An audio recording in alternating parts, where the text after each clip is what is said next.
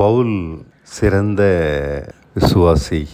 அவன் தேவனுடைய வழி இன்னதுதான் என்று தெளிவாக கண்டுபிடித்து அதில் நடந்தான். அதனால் அவன் நமக்கு தெளிவான வழியை இப்படித்தான் நாம் வாழ வேண்டும் என்று காண்பிக்கிறான். எபேசியர் 6ஆம் அதிகாரம். ஒரு போர் வீரனைப் போலத்தான் கிறிஸ்தவ ஜீவித்தை காண்பிக்கிறான். சத்தியம் அவனுக்கு இடைக்கச்சையும், நீதி அவனுக்கு மார்பு பகுதியை பாதுகாக்கும் மார்க்கவசமும் இருக்கிறது.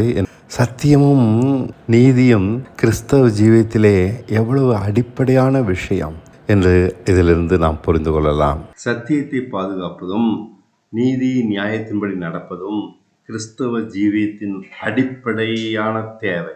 சத்தியம் என்று அவன் பேசுவது நாம் கிறிஸ்துவோடு சிலுவில் அறையப்பட்டு புதுப்பிக்கப்பட்ட வாழ்க்கையைத்தான். பழையன எதுவுமே அங்கு இருக்கக்கூடாது. இதைத்தான் அவன் சத்தியம் என்று பேசுகிறான். முழுக்க மாறின புது ஜீவியம். இந்த ஜீவியம் இல்லாவிட்டால் அவன் நிர்வாணி, கிறிஸ்தவ ஜீவியத்திலே தோற்றுவிட்டவன். அவனால் ஜெயமுள்ள ஒரு வாழ்க்கையை வாழ முடியாது. அவன் புறக்கணிக்கப்பட்டவன். அவனுடைய நிர்வாணம் வெளிப்பட்டு விட்டது, அசிங்கப்பட்டு விட்டான். பழையன அவனிடம் இருந்தால் அவன் வாழ்க்கை நாசமாகிவிட்டது. இதை தெளிவாக புரிய வைப்பதற்காகத்தான் இப்படி சத்தியத்தை இடைக்கச்சை என்று பேசுகிறான். மார்பு கவசமாக நீதியை அவன் சொல்லுகிறான். இந்த இரண்டும் முக்கியம். அனுதினமும் ஒரு மனுஷனுக்கு வாழ்க்கையில் முக்கியம். தேவனுக்கு முன்படி எந்த மனுஷனும் நீதியாக வாழ வேண்டியது அவசியம். நீதி இல்லாமல் தேவன சமூகத்திலே அங்கீகரிக்கப்பட முடியாது. நம் கிரியைகளுக்கு தகுந்த பலனை அவர் தருவார், நீதியோ அநீதியோ. அப்படி இருக்க நீதி இல்லாவிட்டால் அந்த மனுஷன் எளிதாக எதிரியால் அழிக்கப்படுவான். மார்க்கவசம், நீதி என்பது மார்க்கவசம். சரி, சத்தியத்தையும் நீதியும் இப்படி சொல்லிவிட்டு அவனுடைய அவசியத்தை புரிய வைத்துவிட்டு அடுத்தது அவன் பேசுகிறான்.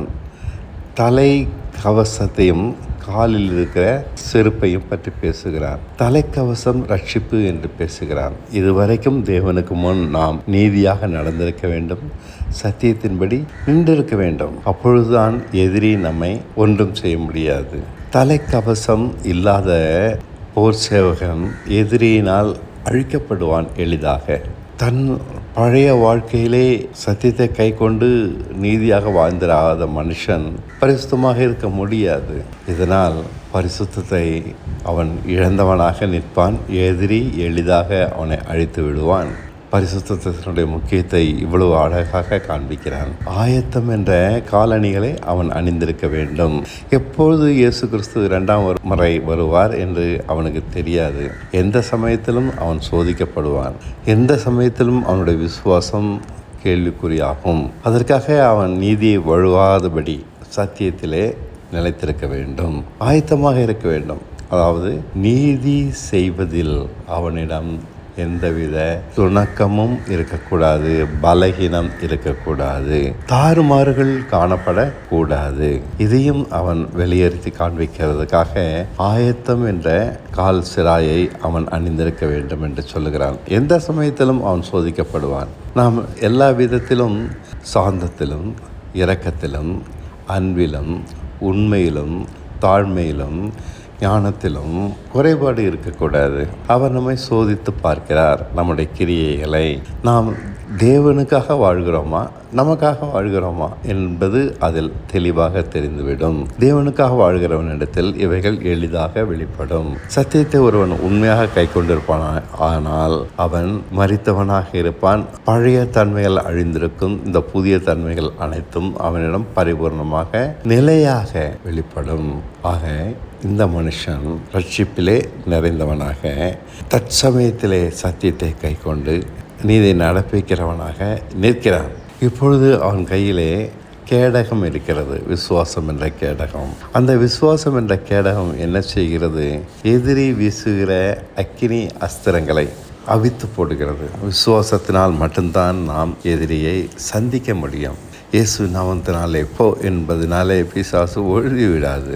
நம்முடைய விசுவாசம் கிறிஸ்துவின் மேலே நிலைத்திருக்க வேண்டும். நான் மரித்தேன், கிறிஸ்து தான் பிழைத்திருக்கிறார் என்ற விசுவாசத்தை எப்போதும் தூக்கி பிடிக்கும் போது எதிரி வீசுகிற அக்கினி அஸ்திரங்கள் எல்லாமே உடைந்து போய் விடுகிறது. நீ உன்னை பார், நீ எப்படி இருக்கிறாய் பார், உன்னிடத்தில் இத்தனை குறைகள் இருக்கிறது, நீ தவறு செய்து விட்டாய், நீ இன்னும் திருந்தவில்லை. இப்படி குறைகளை காண்பித்து நம்ம மனதை முறித்து போடுவது பிசாசனுடைய தந்திரம். நாம் அக்கினியை அஸ்திரங்களை அவிப்பது விசுவாசத்தினால் மட்டுமே ஒழிய வேறு எந்த வகையிலும் முடியாது.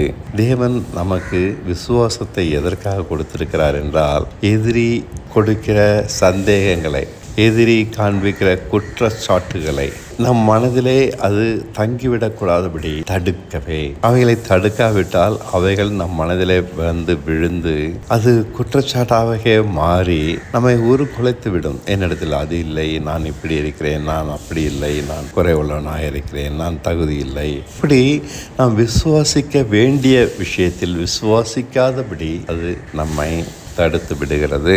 ஆக நமக்கு விசுவாசம் என்ற கேடகம் அவசியம். நம்முடைய குறைகளை தேவன் தான் காட்டலாம். தேவனுக்கு அந்த பணி உள்ளத வேலையாக இருக்கும். அவர் காட்டும் போது அது நியாயமானதாக இருக்கும். நாம் செய்த பாவங்களை, நம்முடைய மதியினங்களை இப்படி அவர் சுட்டி காட்டி அவர் திருத்துவதற்காகவே சுட்டு காட்டுவாரே ஒழிய குற்றப்படுத்தி நம் மனதை உடைத்து போடுவது தேவனுடைய வேலை அல்ல. இது பிசாசனுடைய வேலை. இதற்கு நாம் இடம் கொடுக்க கூடாது. நம்ம இடத்தில் குற்றச்சாட்டுவது யார் என்று புரிந்து கொள்ள வேண்டும். இப்படி குற்றம் சாட்டப்படுகிறபடினாலே நாம் எளிதாக நம் விசுவாசத்தை விட்டு போய்விட முடியும். நான் மரித்து விட்டேன் என்று எண்ணத்தை அது உடைத்து போட்டு விடுகிறது. நான் தான் இருக்கிறேன் என்ற எண்ணத்தை அது நமக்குள் கொண்டு வந்து வைத்து விடுகிறது. என்னிடத்தில் இந்த குற்றம் இருக்கிறது, இனி கிறிஸ்து தான் எனக்குள் இருக்கிறார் என்ற எண்ணத்தை அது நீக்கி விடுகிறது. இது எளிதாக நம்மில் நிகழக்கூடிய பெரிய ஆபத்து. இதற்கு இடம் தரக்கூடாது. இப்படியாக எவ்வளவு பெரிய போதனையை ஒரு அழகான நாடக வியாக்கியானத்தின் மூலம் பவுல் நமக்கு போதிக்கிறார். எப்போதும் ஜெயமுள்ள ஒரு வாழ்க்கை வாழ்வதற்கு, விசுவாசத்தை காப்பதற்கு, சத்தியத்தில் நிலைத்திருப்பதற்கு, நீதியை மட்டும் செய்வதற்கு அவர் போதிக்கிறார். இப்படி நாம் விழிப்பாக இருந்தால் போதும். இதிலே நம் விசுவாசத்தை குறித்து விழிப்பு. இரவு ஜெபத்துக்காக முழித்திருக்கும்படிக்கு அவர் போதிக்கவில்லை. விழிப்பாக இருந்தாலே நாம் எப்போதும் ஜெயிக்கலாம். விசுவாசத்தை குறித்து, நாம் பற்றி இருக்கிற வசனங்களை குறித்து எப்போதும் கவனமாக இருந்தாலே போதும். இந்த வசனம் என்னில் நிறைவேறி இருக்கிறது, நான் கிறிஸ்துவோடு மரித்திருக்கிறேன் என்ற வசனம் நிறைவேறி இருக்கிறது, கிறிஸ்துவின் ஜீவனாலே பிழைக்கிறேன் என்ற வசனம் என்னில் நிறைவேறி இருக்கிறது, கிறிஸ்துவின் பூரணத்தை அடைந்திருக்கிறேன் என்ற வசனம் என்னில் நிறைவேறி இருக்கிறது, அவரை போலவே நான் பரிபூர்ணமாக இருக்கிறேன் என்ற வசனம் நிறைவேறி இருக்கிறது. இப்படி நாம் வசனங்களை பற்றி கொண்டிருக்கிற போது நாம் அவரை போல மாறி நாம் பெற்ற மறுரூபத்தை இழக்க மாட்டோம். அதுதான் இங்கு முக்கியம். மறுரூபப்படுத்துவது தேவன், அதை அனுபவமாக்குவது நாம். அதை இழந்து போகாதபடி காப்பதற்கே விசுவாசம், பிரயாசம், போராட்டம் எல்லாமே. அதை காத்து கொண்டோமானால் நாம் ஜெயித்து விடுகிறோம். அதை இழந்து போகாதபடிக்கு கவனமாக காத்து கொள்ளும்படிக்குத்தான் இந்த போதனை நமக்கு தரப்பட்டிருக்கிறது. பவுல் தன் அனுபவத்திலிருந்து சொல்லித் தருகிற பாடம் இது. நாம் சத்தியத்தை அனுதினமும் காக்க வேண்டும். 1, நீதி செய்யும்படி, நியாயத்தை நடப்பிக்கும்படி கவனமாக இருக்க வேண்டும். 2, இதுதான் தேவனுக்கு முன் நமக்கு அங்கீகாரத்தை கொண்டு வந்து தரும் ஒரு போர் சேவகனாக. 3வது, நம்முடைய விசுவாசத்தை எதிரின் பக்கம் திருப்பி வைத்திருக்க வேண்டும். அவன் கொடுக்கிற சந்தேகங்கள், குற்றச்சாட்டுகள் எல்லாவற்றையும் உடைத்து போட்டு நம் விசுவாசத்தை, நாம் பற்றி இருக்கிற நம்பிக்கையை, நான் மரித்தேன், கிறிஸ்து தான் பிழைத்திருக்கிறார் என்ற நம்பிக்கையை உறுதியாக காக்க வேண்டும். அதை உடைப்பது தான் பிசாசனுடைய நோக்கம். அதை உடைத்து விட்டால் நம்மை அவன் எளிதாக வீழ்த்தி விடுவான். இதற்கு இடம் தரக்கூடாது. இந்த 3ம் கிறிஸ்தவ ஜீவியத்தில் அவசியம் என்று நாம் ஒரு போர் சேவகன் என்ற உதாரணத்தின் மூலம் கற்றுக்கொள்ளலாம்.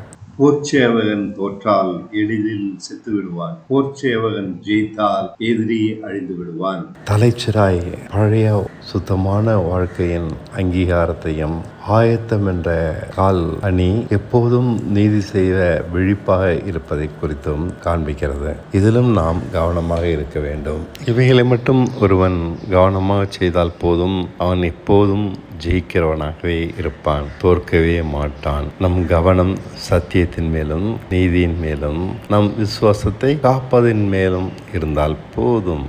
கடைசியாகத்தான் அவர் ஜெபத்துக்கு முக்கியத்துவம் கொடுக்கிறார். ஆவியில் ஜெபித்து என்று.